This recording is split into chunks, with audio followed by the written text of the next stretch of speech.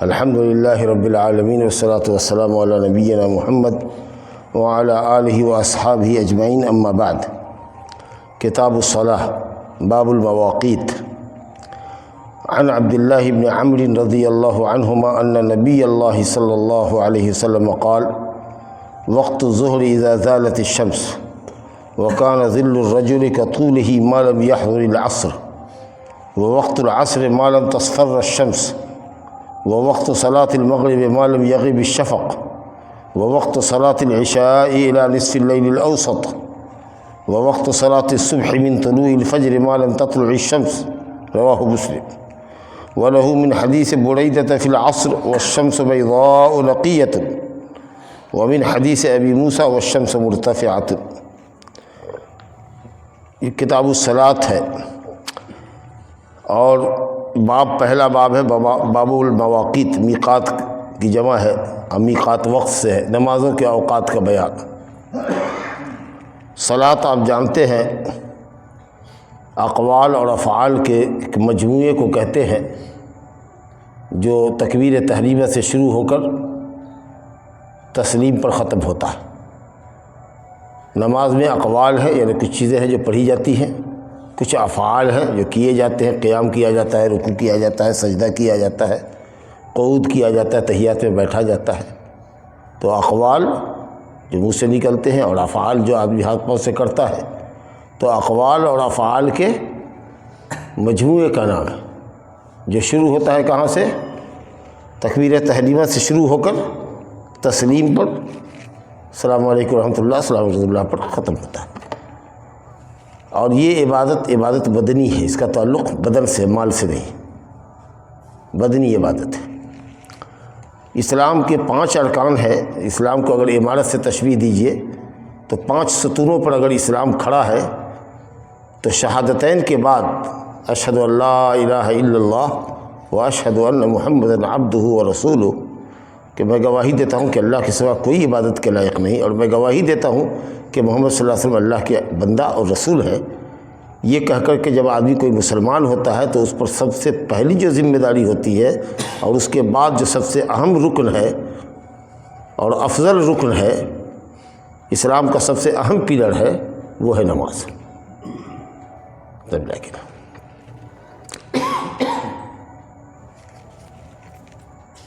نماز کو عربی میں جیسا کہ آپ نے دیکھا الصلاۃ کہتے ہیں، صلاۃ۔ نماز کسی سے بھی ساقط نہیں ہے، جبکہ زکوٰۃ غریبوں سے ساقط ہے، روزہ عاجز انسان سے ساقط ہے، جو روزہ رکھنے سے عاجز ہے، انتہائی بوڑھا ہے، بوڑھی ہے، تو روزہ ساقط ہے۔ ایک مسکین کو کھانا کھلائے، سمجھا کہ نہیں، اور روزے سے چھٹی لے لے، ٹھیک ہے۔ بیمار آدمی ہے، روزہ نہیں رکھے، ایک مسکین کو کھانا کھلا دے۔ حج ہے، وہ صرف مستطیع پر فرض ہوتا ہے، جس کو کعبہ جانے کی صلاحیت ہے، استطاعت ہے۔ آج کل تو 4 لاکھ 5 لاکھ روپیہ لیتا ہے، اتنی صلاحیت ہو تب حج فرض ہے۔ لیکن نماز امیر، غریب، حاکم، محکوم، سمجھا کہ نہیں، بڑا چھوٹا، امیر غریب، سب پر فرض ہے۔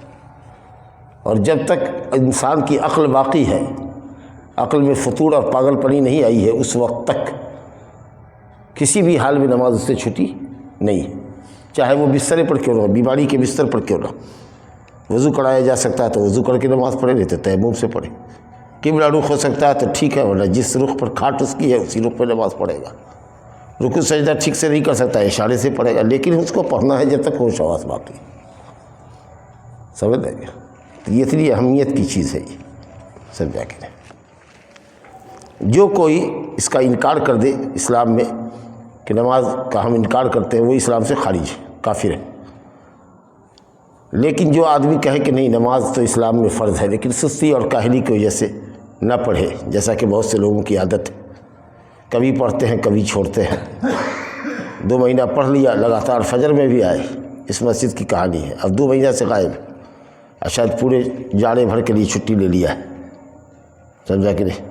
فجر میں اگر نہیں آ سکتا ہے تو ظہر و عصر میں نہیں آتا ہے، پھر اس کے بعد جب رمضان آئے گا مارچ میں 22-23 کو تو پھر پکڑے گا، پھر دھڑی آئے گا، اس کے بعد پھر 1-2 مہینہ اس کا اثر رہے گا، پھر 3 مہینہ کے لیے غائب ہو جائے گا۔ تو اس طریقہ سے مسلمان بنے گا پھر کافر ہوگا، مسلمان بنے گا پھر کافر ہوگا، معلوم نہیں اب اس کی موت کس حال میں ہوگی، نماز پڑھتی ہوئی حالت میں ہوگی کہ نماز چھوڑتی ہوئی حالت میں ہوگی، تو اللہ ہی بہتر سمجھے۔ تو جو لوگ نماز میں سستی اور کاہلی کرتے ہیں کہ کبھی پڑھتے ہیں اور کبھی نہیں پڑھتے ہیں، ایسے لوگوں کے اسلام کے سلسلے میں اختلاف ہے۔ کچھ علماء نے کہا کہ وہ کافر ہے، اسلام سے خارج ہے، مرتد ہے، اگر مر جائے تو اس کو مسلمانوں کے قبرستان میں دفناؤ نہیں، باپ رے باپ، کئی گڑھے میں پھینک دو ایسے۔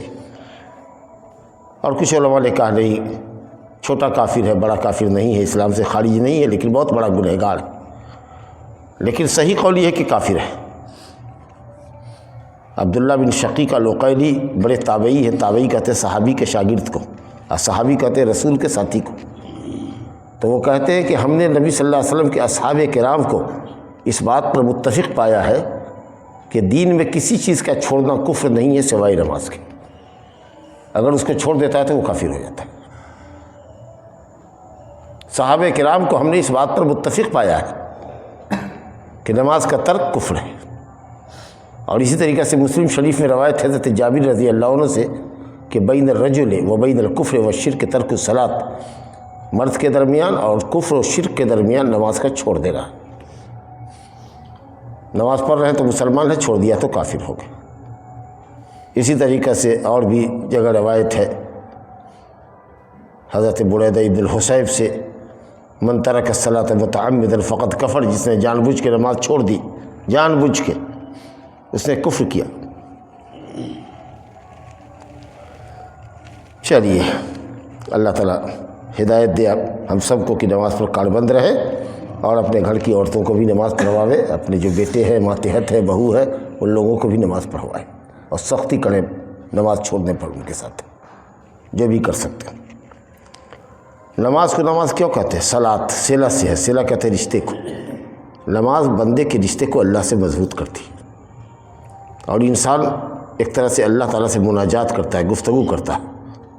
نماز میں جب قیام کرتا ہے، الحمد شریف پڑھتا ہے، تو ایک طرح سے اللہ سے گفتگو کرتا ہے، سمجھا کہ نہیں؟ سجدے میں جاتا ہے تو سب سے زیادہ اللہ سے بندہ قریب ہوتا ہے جب وہ سجدے میں ہوتا ہے۔ اچھی نماز ایک عبادت کا نام نہیں ہے، قیام بھی ہے اس میں، ہاتھ باندھ کر کے ایسے ادب سے کھڑا ہونا، یہ صرف اللہ ہی کے سامنے مسلمان ہاتھ باندھ کے کھڑا رہتا ہے۔ رکوع کرنا، سجدہ کرنا، یہ اللہ کے علاوہ کسی اور کے لیے جائز نہیں ہے۔ اس میں قرآن کی قرأت بھی ہے، اور اس میں تسبیحات بھی ہے، سبحان ربی العظیم، سبحان ربی العظیم، سمیع اللہ لمن حمد ربنا لک الحمد، اللہ کی تحمید بھی ہے، ذکر و اذکار بھی ہے، تحیات ہے، درود ہے، دعا ہے، سب عبادت ہے اپنی اپنی جگہ پر۔ یہ عبادتوں کا ایک مجموعہ ہے نماز، سمجھا کہ اور ایک اور خاص خوبی نماز کی یہ ہے کہ یہی وہ ایک عبادت ہے جو اللہ رب العالمین نے ڈائریکٹ نبی پر فرض کی ہے۔ وہاں جبریل امین کا واسطہ نہیں تھا، جب معراج کی رات پہ تشریف لے گئے تو اللہ رب العالمین نبی صلی اللہ علیہ وسلم کو نماز کا تحفہ دیا، وہاں جبریل امین کے ذریعے یہ عبادت فرض نہیں کی گئی۔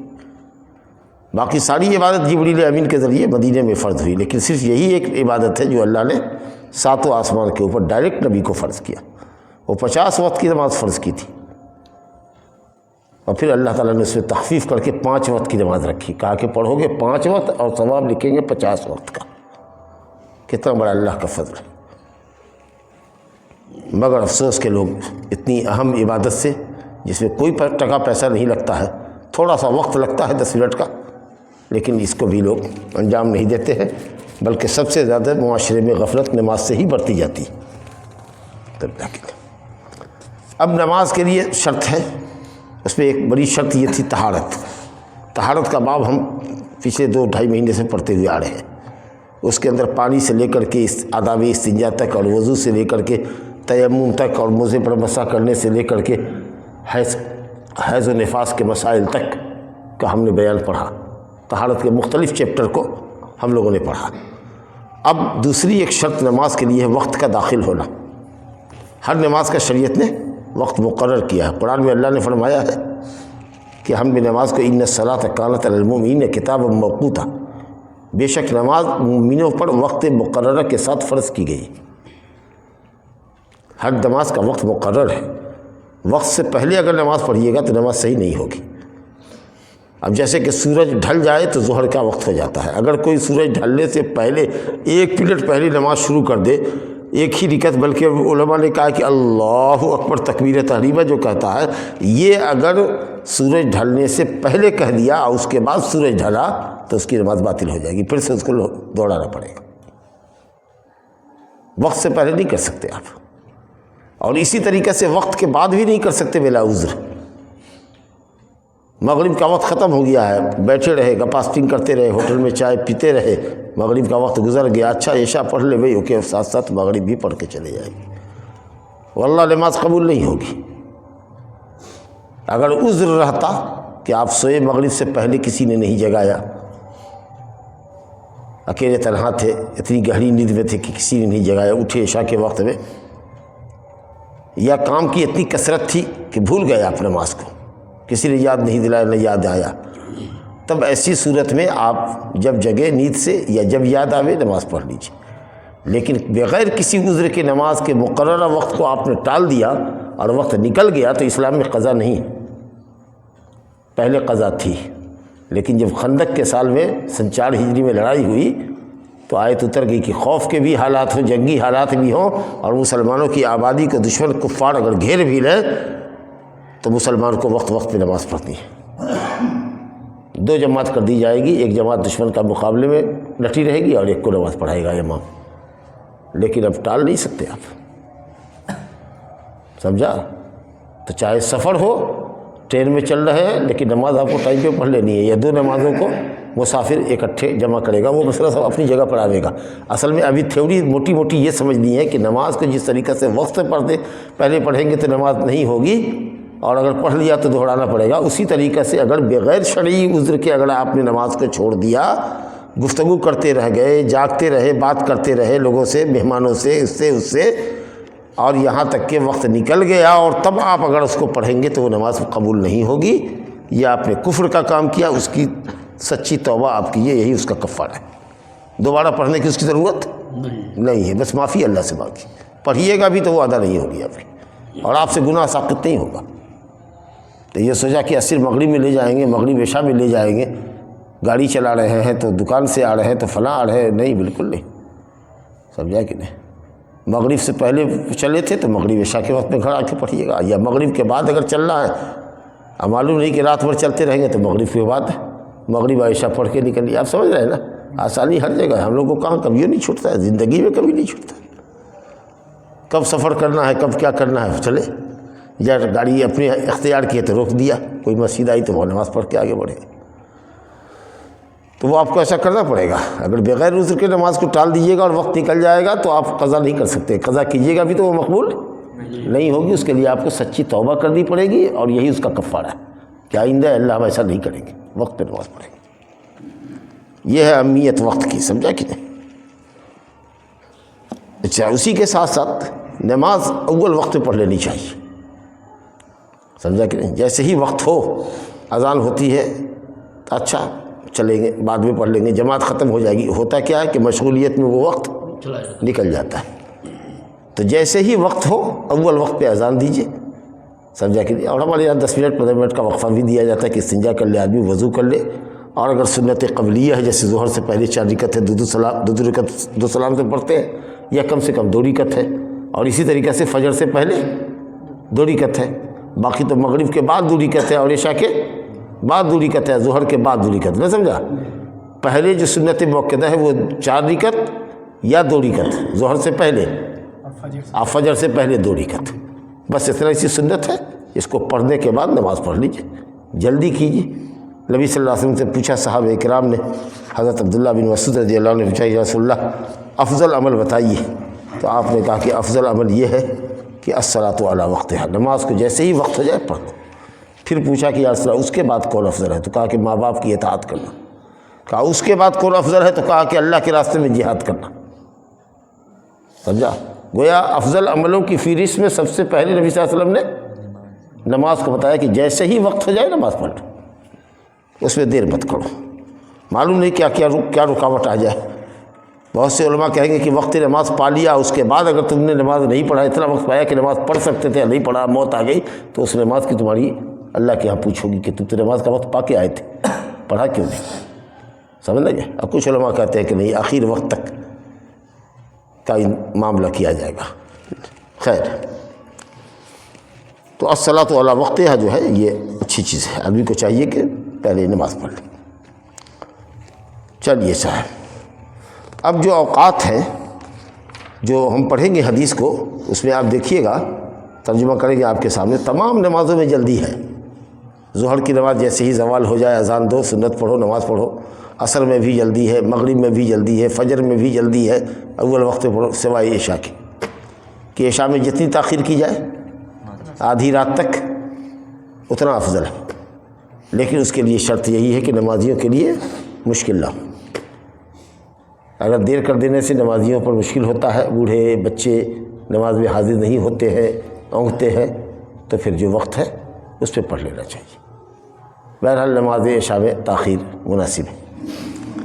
نبی صلی اللہ علیہ وسلم کی عادت مبارکہ یہ تھی کہ جب مسجد میں آتے دیکھتے کہ لوگ سب جمع جٹ ہیں، سب لوگ جو نمازی ہیں وہ آگے ہیں، جو بھی مسلمان ہوتا تھا سب نمازی ہوتا تھا، آگے ہے تو نماز شروع کر دیا، اور اگر نہیں ہے آہستہ آہستہ آ رہا ہے، کچھ وضو کر رہا ہے، کچھ راستے میں ہے، تو انتظار کرتے یہاں تک کہ سب لوگ آ جاتے۔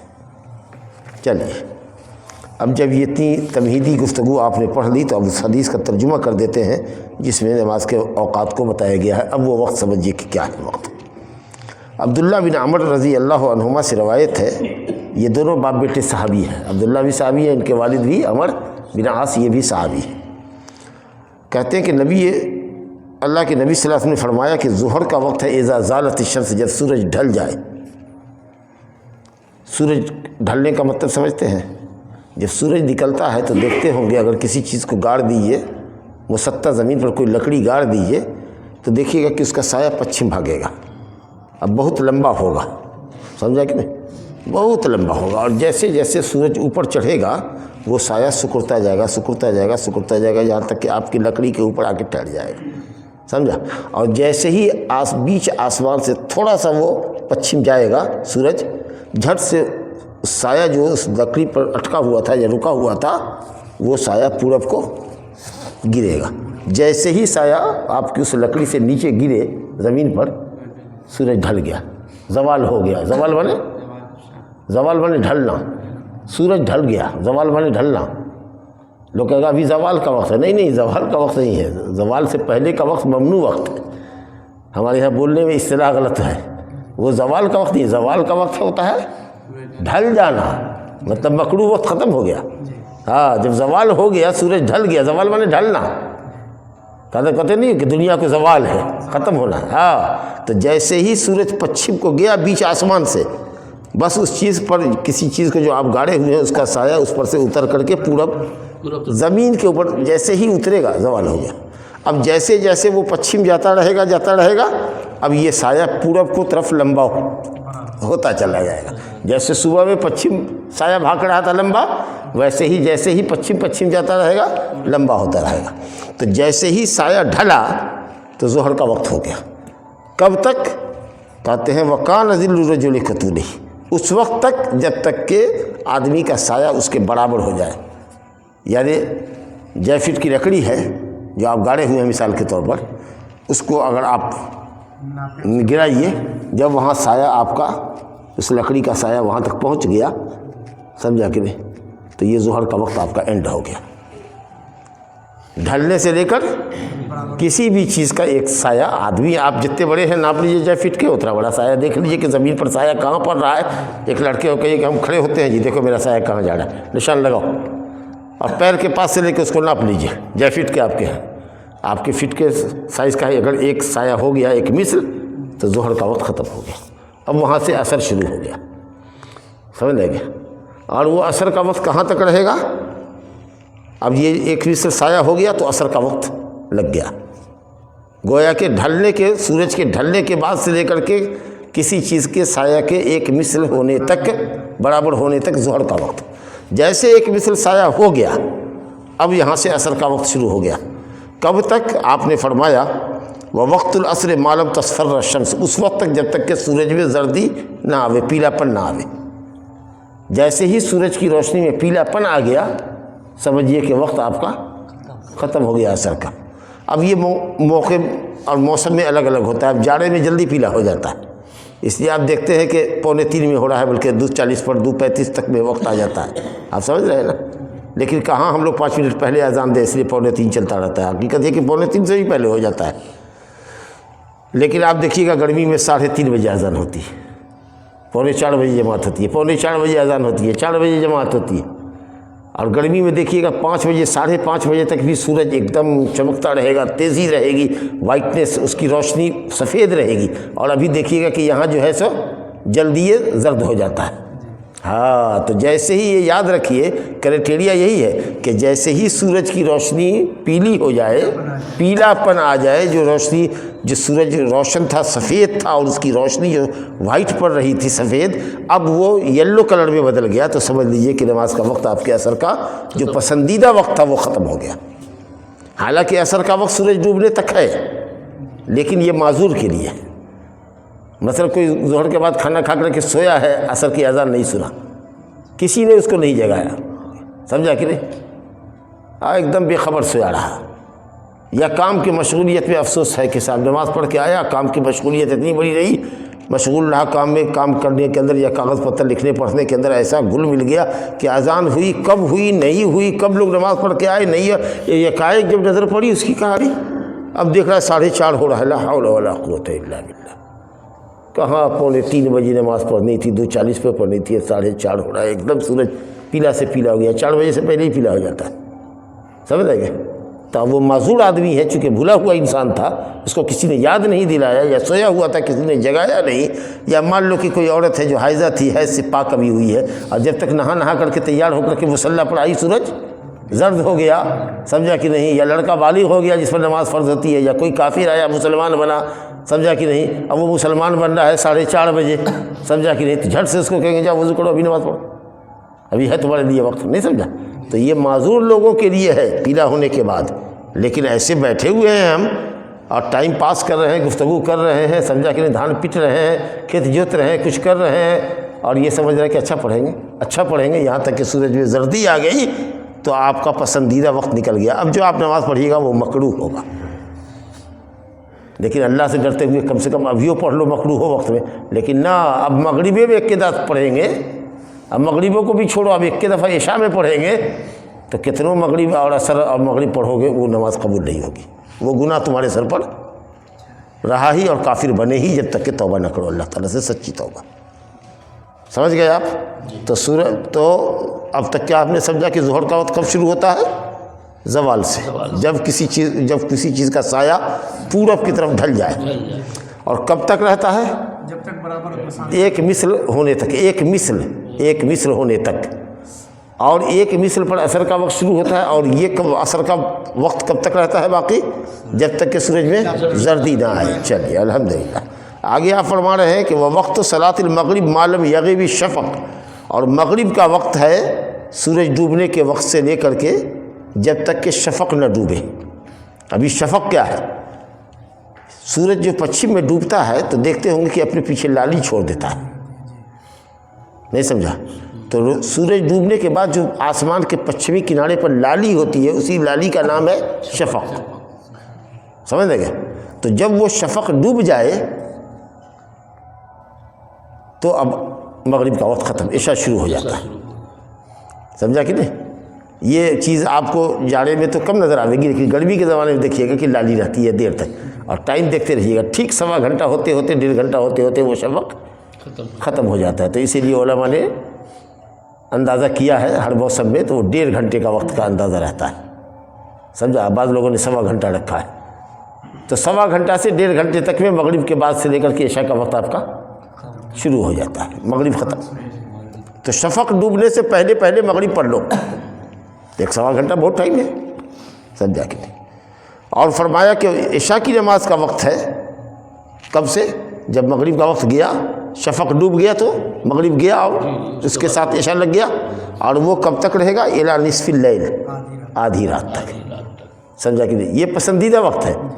اب آدھی رات کے بعد اگر نماز پڑھو گے اور آدھی رات تک گپے مارتے رہے تو نماز تمہاری مکروہ ہوگی. پسندیدہ وقت ختم ہو گیا. حالانکہ وقت ہے اس کا فجر کی اذان ہونے سے پہلے تک، لیکن اب یہ وقت معذور کے لیے. وہی معذور جس کی تفصیل آپ نے سنا کہ سو گیا کسی نے جگایا نہیں، عشاء سے پہلے سو گیا جگہ نہیں، سمجھا کہ نہیں؟ اور اسی لیے نبی صلی اللہ علیہ وسلم عشاء سے پہلے سونے کو ناپسند کرتے تھے، نہیں سمجھا؟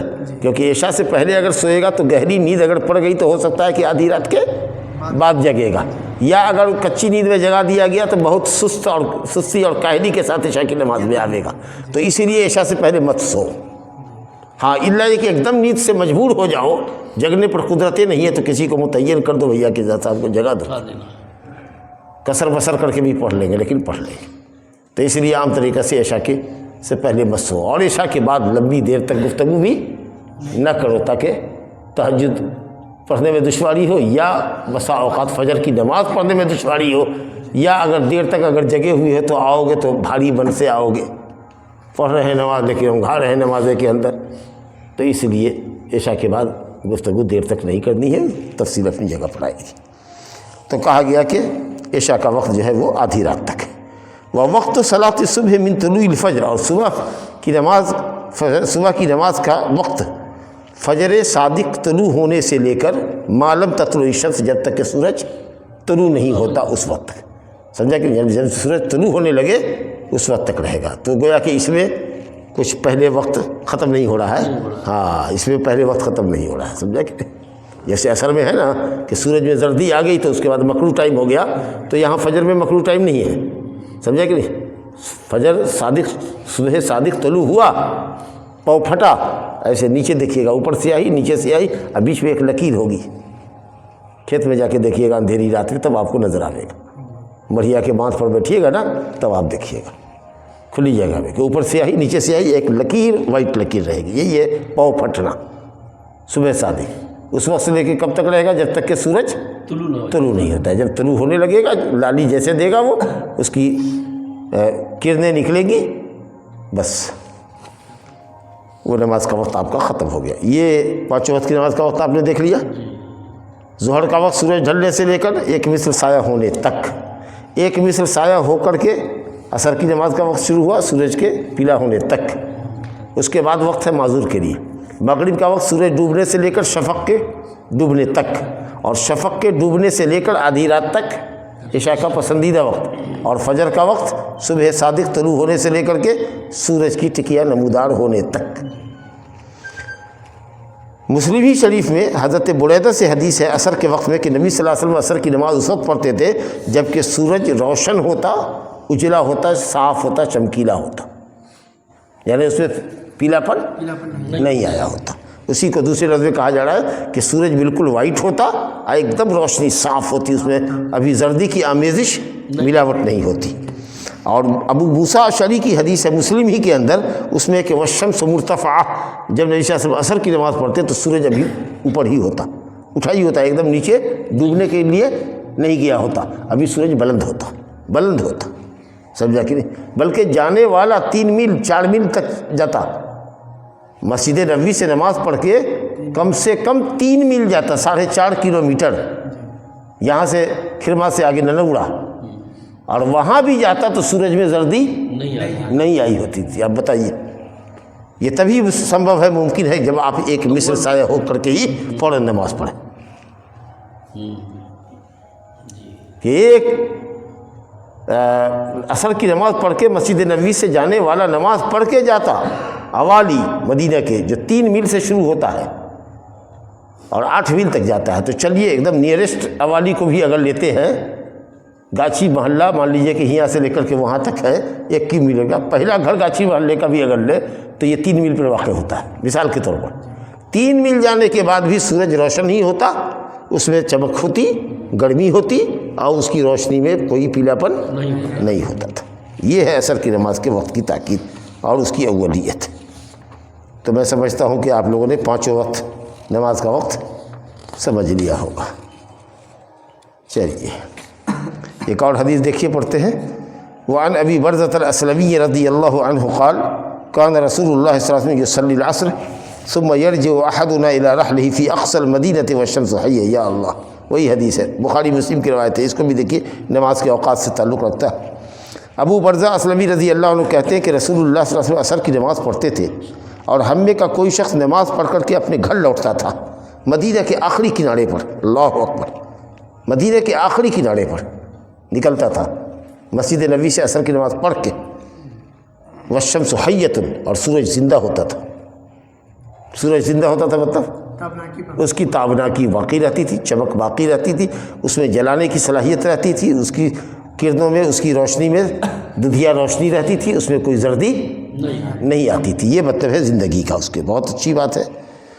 وَكَانَ يَسْتَحِبُّ أَن يُؤَخِّرَ مِنَ الْعِشَاءِ، نبی صلی اللہ علیہ وسلم عشاء کی نماز کو تاخیر سے پڑھنا بہتر سمجھتے تھے۔ جو بات آپ کو پہلے بتایا کہ تمام نمازیں اول وقت میں پڑھنا افضل سمجھتے تھے سوائے عشاء کے، کہ عشاء کو آپ مؤخر کرنا پسند کرتے تھے۔ لیکن جیسا کہ میں نے بتایا کہ اگر مقتدیوں کے لیے مشکل ہو جائے تو عشاء کی نماز کو بھی آپ اول وقت پہ ہی پڑھیے تاکہ لوگوں کی جماعت نہ چھوٹے۔ ہاں، اور فرمایا وَكَانَ يَكْرَهُ النَّوْمَ قَبْلَهَا، اور عشاء کی نماز سے پہلے سونا نبی صلی اللہ علیہ وسلم ناپسند کرتے تھے، جس کی دو وجہ بتایا کہ اگر کچی نیند میں اٹھے تو سستی کے ساتھ اٹھے، اور اگر گہری نیند میں ہے اور جھنجھوڑے جا رہے ہیں نہیں اٹھے تو معلوم یہ ہوا کہ آپ آدھی رات کے بعد اٹھے تو مکروہ وقت اٹھے، یا فجر کے وقت اٹھے فجر کی اذان کے ساتھ، تو گویا کہ آپ کا وہ وقت چلا گیا، نماز ہی آپ کی گل ہوگی، سمجھا گیا۔ والحدیث بعدہا، اور اسی طریقے سے آپ گفتگو ناپسند کرتے تھے عشاء کے بعد، لیکن ہاں تھوڑی سی گفتگو بیوی بال بچے سے جائز ہے، مہمان سے جائز ہے۔ اب یہاں سے پڑھ کے جائیے گا، تھوڑا سا بیوی بچوں سے بات کر لیا تو اتنا سا وقت چلیے، آدھا گھنٹہ 45 منٹ 1 گھنٹہ لے لیجیے، مہمان آئے اس کو کھلائیے گا پلائیے گا۔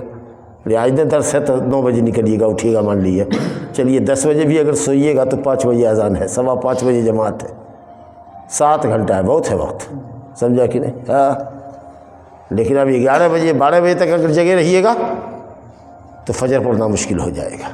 ہاں، اور یہ بات ہمیشہ یاد رکھنے کی ہے، اور تجربے سے بھی تعلق رکھتا ہے کہ اول لیل میں رات کے ابتدائی حصے میں سونا بہت بہتر ہے آخری رات کے حصے میں سونے سے۔ آدھی رات کے بعد سونا یا دن بھر سونے سے 1000 گنا بہتر ہے کہ آدمی پہلی رات کے اندر، رات کے اول حصے میں سو لے، سمجھا کہ کبھی وہ آخری رات کی نیند مکمل اور گہری نہیں ہوتی ہے، اور دن بھر اگر سوئیے گا تو کھٹ پٹ آواز گاڑیوں کی، لوگوں کی، گھر کے بچوں کی بھاگ دوڑ اتنی رہے گی کہ آپ ٹھیک سے سو نہیں پائیے گا۔ تو اس لیے اللہ تعالیٰ کی مہربانی ہے کہ اس نے رات کو سیاہ بنایا ہے اور رات کو پرسکون بنایا ہے تاکہ آدمی پوری گہری نیند لے سکے۔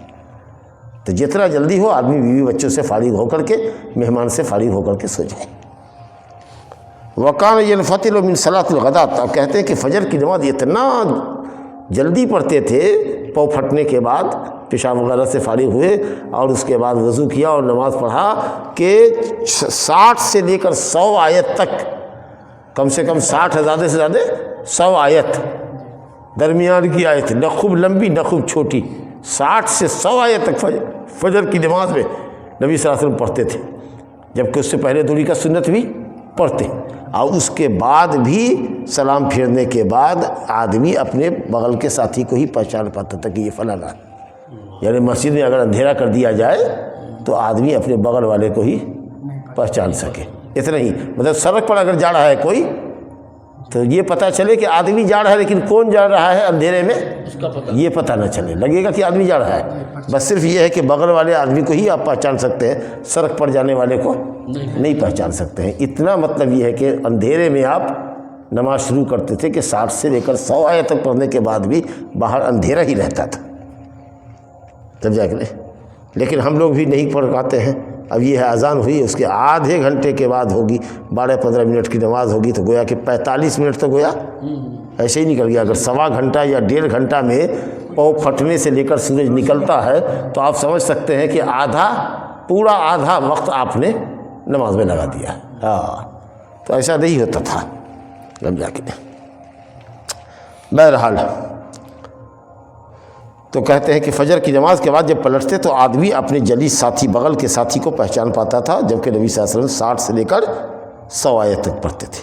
تو معلوم ہوا کہ عصر کی نماز اتنی جلدی ہوتی تھی مسجد نبوی میں کہ پلٹ کر جانے والا مدینہ کے آخری کنارے پر جاتا، میں نے بتایا نا کہ کم سے کم 3 میل جاتا تو سورج زندہ ہوتا۔ زندہ ہونے کا معنی آپ نے بتایا بہت اچھا۔ اور عشاء کی نماز کو آپ تاخیر سے پڑھنا پسند کرتے، بشرطے کہ سب لوگ متفق ہو جائیے نمازی، تب تاخیر کریں گے، نہیں تو اول وقت پہ پڑھیے۔ اور عشاء سے پہلے سونا مکروہ جانتے تھے، اور عشاء کے بعد دیر تک گفتگو کرنا مکروہ سمجھتے تھے۔ اور فجر کی نماز آپ پڑھ کے اتنا جلدی فارغ ہوتے 60 آیت سے 100 آیت کے باہر اندھیرا ہی رہتا تھا۔ اندہ و اندہما، بخاری اور مسلم میں حضرت جابر رضی اللہ عنہ سے حدیث ہے کہ عشاء کبھی ایسا کبھی ایسا، یعنی جب دیکھتے تھے کہ لوگ جلدی آ گئے مسجد میں تو جلدی کر لیتے، اور دیکھتے تھے تاخیر سے آ رہے ہیں، آہستہ آہستہ آ رہے ہیں، تو آپ عشاء کی نماز میں تاخیر کرتے، اور صبح کی نماز نبی صلی اللہ علیہ وسلم اندھیرے میں پڑھا کرتے تھے۔ ول مسلمین، اور صحیح مسلم میں ہے ابو موسیٰ کی حدیث میں کہ فاقام الفجر، نبی صلی اللہ علیہ وسلم فجر قائم کرتے تھے، حین انشق الفجر، جب فجر پھٹتا یعنی پاؤں پھٹتا۔ جلدی کا بھی یہ مطلب نہیں کہ پاؤں پھٹنے سے پہلے، صبح صادق سے پہلے ہی پڑھ رہا نہ، کیونکہ وقت شروع ہوگا اس کا فجر صادق کے طلوع ہونے کے بعد، پاؤں پھٹنے کے بعد، سمجھا کہ نہیں؟ اور اس وقت نماز سے فارغ ہوتے کہ لوگ ایک دوسرے کو پہچان نہیں پاتے تھے، والناس لا یکاد یعرف بعضهم بعضا، اور لوگ ایک دوسرے کو نہیں پہچان پاتے تھے، اتنا اندھیرا ہوتا تھا مسجد میں، سمجھا کہ نہیں؟ وعن رافع ابن خدیج، اور کہتے ہیں رافع ابن خدیج رضی اللہ عنہ سے روایت ہے، وہ کہتے ہیں کننا نصلی المغرب مع النبی صلی اللہ علیہ وسلم، ہم لوگ مغرب کی نماز نبی صلی اللہ علیہ وسلم کے ساتھ پڑھتے تھے، فینصرف احدنا، اور ہم میں کا کوئی شخص پلٹتا تو وہ تیر اندازی جب کرتا تو تیر کہاں گر رہی ہے وہ اس کو یہیں سے دیکھ رہا ہوتا تھا، یعنی سورج ڈوبنے کے فوراً بعد ہی دوری کا سنت ہے نا، وضو کر رہا ہے جب تک آدمی 5 منٹ کا وقت دو کہ دوری کا سنت غیر موقدہ آدمی پڑھے، سمجھنا کیا؟ غیر موقدہ سنت مغرب کے بعد اذان اور اقامت کے بیچ میں، اور اس کے بعد 3 رکعت نماز پڑھنے کے بعد جب لوٹتا اور تیر اندازی کی مشق کرتا تو جہاں تیر گری ہے وہ یہیں سے دیکھ رہا ہوتا تھا کہ وہاں کیا، سمجھا کہ ممکن ہے کہ جاڑے میں 5 بجے کوہرا لگ جاتا ہے تو شاید نہ دکھے، لیکن گرمی میں اگر آپ دیکھیے گا تو اب مغرب کی نماز کے بعد بھی مسجد سے نکلیے گا تو خوب اچھا اجالا رہتا ہے، ہاں تو لوگ کہے گا جا لگتا ہے نماز پہلے ہو گئی، نہیں بھائی، سورج کی ٹکیا نظر سے اوجھل ہو گئی، مغرب کا وقت شروع ہو گیا، ہاں تب زیادہ اندھیرا ہو جائے تب دیں گے 10 آؤٹ تھوڑا، اندھیرا ہو جائے تب اذان دیا، ایسا نہیں چلتا، جیسے سورج ہوا مغرب کا وقت ہو گیا، اب اس میں 2 رکعت سنت پڑھنا ہے تو اس کے لیے 5 منٹ چھوڑ دیجئے، پھر نماز پڑھیے، اس کے بعد نکلیے تو دیکھیے تیر اندازی کر کے کہ آپ کا تیر کہاں گرا، اب یہیں سے نظر آئے گا آپ کو۔ چلیے حضرت عائشہ رضی اللہ عنہ کی روایت ہے، کہتی ہیں آتما رسول اللہ صلی اللہ علیہ وسلم بالعشاء، ایک دفعہ نبی صلی اللہ علیہ وسلم نے عشاء کی نماز، ذرا سا تاریکی گہری ہو گئی تھی، جیسے جیسے رات گزرے گی نا تاریکی گہری ہوتی چلی جائے گی، سمجھا کہ نہیں؟ تو ایک رات تاریکی خوب گہری ہو گئی تب آپ نے عشاء کی نماز پڑھی، رات کا بیشتر حصہ جا چکا تھا یا آدھا حصہ جا چکا تھا، پھر آپ نکلے، کسی ضرورت سے تھے، کسی کو اسلام وغیرہ سمجھانے میں آپ کا ٹائم لگ گیا ہوگا، پھر آپ نے نماز پڑھی یا پڑھائی، اس کے بعد کہا کہ دیکھو اصل وقت جو ہے عشاء کا یہی ہے، لیکن کاش کہ میں اپنی امت پر مشکل نہ سمجھتا، چونکہ یہ وقت مشکل ہوگا اس لیے ہم یہ وقت نہیں رکھ رہے ہیں، آج ایسا ہو گیا اتفاقی اول وقت میں پڑھتے ہیں، لیکن اگر لوگوں پر یہ بات مشکل نہ ہوتی تو ہم عشاء کی نماز کو تاخیر سے ہی پڑھتے، گویا عشاء کی نماز تاخیر سے ہی پڑھنا افضل، رواہ مسلم۔ اور آخری حدیث اس باب میں یعنی یہ آج کے درس کی، عن ابی ہریرہ رضی اللہ عنہ قال قال رسول اللہ صلی اللہ علیہ وسلم اذا اشتد الحر فابردوا بالصلاة فإن شدة الحر من فیہ جہنم، نبی کریم صلی اللہ علیہ وسلم سے ابو ہریرہ روایت کرتے کہ آپ نے فرمایا جب گرمی خوب سخت پڑا کرے فابردوا بالصلاة، تو نماز کو تھوڑا ٹھنڈا کر کے پڑھو، یعنی ظہر کی نماز جیسے ہی سورج ڈھلے نماز پڑھو، تھوڑا سا ٹائم اور بڑھاؤ، کتنا ٹھنڈا کرو، اس کی حدیث آتی ہے دوسری حدیث کہ دیوار کو سایہ لگ جائے، دیواروں کو تھوڑا سایہ ہو تاکہ آدمی اگر بس آ رہا ہے اس ٹولے سے، سمجھا کہ نہیں، آدھا کلومیٹر سے آ رہا ہے تو گھروں کی چھاؤں میں چھجی وجی سب ہوتی ہے نا، چھجی نکلی ہوئی ہوتی ہے یا چھپر نیچے بہاتا ہے، اس سے فائدہ اٹھاوے کہ آدمی اس سائے میں چل چل کر کے آ سکے، اتنا ٹھنڈا کر دو، مطلب یہ کہ اگر دوسرے موقع پر اگر 12 بجے اذان دیتے تو چلو 12:30 کر دیتے، سمجھا کہ نہیں، یا کبھی اگر 12:30 بجے پڑھتے تو چلو 1 بجے کر دیں گے، سمجھا کہ نہیں، لیکن یہ ہے کہ صاحب ہمارے یہاں عادت کیا ہے کہ سالوں بھر 12:30 بجے اذان دیں گے، 12:45 بجے نماز پڑھیں گے، جبکہ جاڑے بھی 11 بجے زوال ہو جاتا، 9 بجے 11 سوا 11 بجے زوال ہو جائے گا، لیکن نماز کب ہوگی؟ 12:30 بجے، 1.5 گھنٹہ بعد نماز پڑھ رہے ہیں، اور گرمی میں جب وقت ہوگا 12 بجے تب 12:30 بجے تو چلیے، تو گرمی میں بھی 12:30 اور جاڑے میں بھی 12:30، جبکہ جاڑے کا دن چھوٹا ہوتا ہے تو اس کے حساب سے ٹائمنگ آگے پیچھے ہوتی رہنی چاہیے، اول وقت کا لحاظ کرنا چاہیے۔ تو کہا کہ جب گرمی سخت پڑنے لگے تو تھوڑا نماز کو ٹھنڈا کر کے پڑھو۔ کس کو؟ ظہر کی نماز کو۔ ہاں، کہ دیواروں کو کتنا، تاکہ دیواروں کو سایہ لگ جائے کہ آدمی اس سائے کے اندر چھپ چھڑا کر کے دھوپ سے بچتے ہوئے مسجد تک پہنچ سکے۔ آپ نے کہا کیوں؟ فَإِنَّ شِدَّةَ الْحَرِّ مِنْ فَيْحِ جہنم، کہتے ہیں کہ گرمی کی جو شدت ہوتی ہے وہ جہنم کی بھاپ ہوتی ہے۔ جہنم جو بھاپ باہر چھوڑتی ہے تو شدید قسم کی جو گرمی پاتے ہو، در حقیقت جہنم کی وہ بھاپ ہوتی ہے جو باہر نکلتی ہے۔ تو گویا کہ اللہ تعالیٰ نے، حدیث ہے صحیح بخاری مسلم میں، کہ جہنم میں گرمی اور سردی بہت زیادہ ہوتی ہے۔ ایک طبقہ جہنم میں جو ہے وہ سرد ہے، برف کا حصہ ہے، باقی بڑا حصہ جو ہے وہ آگ کا ہے۔ تو آگ کے شعلے ایک دوسرے کو جلاتے ہیں، ایک دوسرے کو کھاتے ہیں، یعنی اتنا گرم سے گرم ہوتا ہے، سمجھا کہ نہیں؟ تو کہا یا اللہ اکل بعضی بعضا، آگ نے شکایت کی کہ اللہ ہمارے بعض نے بعض کو کھا لیا، سمجھا کہ نہیں؟ تو کہا گیا کہ اچھا جاڑے میں یا اللہ بعض کو جو ہے پگھلا رہا ہے، تو اللہ نے کہا جہنم کو کہ 2 سانس لیا کر، ایک سانس جاڑے میں اور ایک سانس گرمی میں۔ تو حدیث ہے، نبی صاحب فرماتے ہیں کہ وہی سانس جو دیکھتے ہو، سخت سردی جو پاتے ہو، تو وہ جہنم کی سانس ہوتی ہے جو وہ برف والا حصہ باہر پھینکتا ہے، سمجھا کہ نہیں؟ اور گرمی میں جو سخت گرمی پاتے ہو وہ گرمی آگ کی ہوتی ہے، جو آگ والی بھاپ، جو گرم بھاپ جو باہر چھوڑتی ہے، اس کی وجہ سے گرمی ہوتی ہے۔ ہاں، تو کہتا ہے شدت گرمی بھی جہنم کی بھاپ ہے اور شدت سردی بھی جہنم کی بھاپ ہے۔ تو کہے گا جہنم میں آگ ہے، کہیے گا تو یہی سمجھ رہا ہے کہ جہنم میں آگ کا بھی طبقہ ہے اور برف کا بھی طبقہ ہے۔ برف بھی آگ سے کم خطرناک نہیں ہوتی ہے۔ دیکھیے 5 ڈگری 6 ڈگری آئے گا تو کیا حال ہوگا، لگے گا کہ آدمی مرنے لگے گا۔ اب مان لیجیے کہ اگر مائنس پر چلا جائے تب خون جم جائے گا بجے، اور اگر -50 ہو جائے، -100 ہو جائے، تب پلک جھپکنے کا بھی سیکنڈ بھی نہیں لگے گا، ختم۔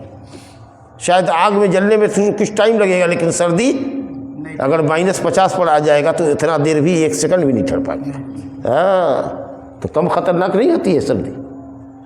تو بہرحال تو سردی چاہے جیسی ہو، سردی میں تو اول وقت تو پڑھوے کرو، لیکن گرمی ہے بھیا، لوگوں کو اپنے اپنے گھروں سے مسجد آنا ہے، تو گرمی میں ظہر کی نماز تھوڑی سی تاخیر سے پڑھ لو، تاکہ دیوار کو سایہ لگ جائے، ٹیلوں کو سایہ لگ جائے، تاکہ آدمی اس کے سائے میں بچا کر کے مسجد میں آ سکے۔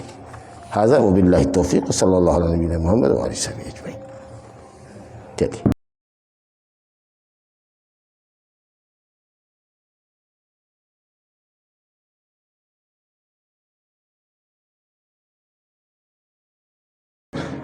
الحمدللہ رب العالمین والصلاة والسلام علی نبینا محمد وعلی آلہ واصحابہ اجمعین، اما بعد۔ کتاب الصلاۃ، باب المواقیت۔ عن عبداللہ بن عمرو رضی اللہ عنہما ان نبی اللہ صلی اللہ علیہ وسلم قال وقت الظہر اذا زالت الشمس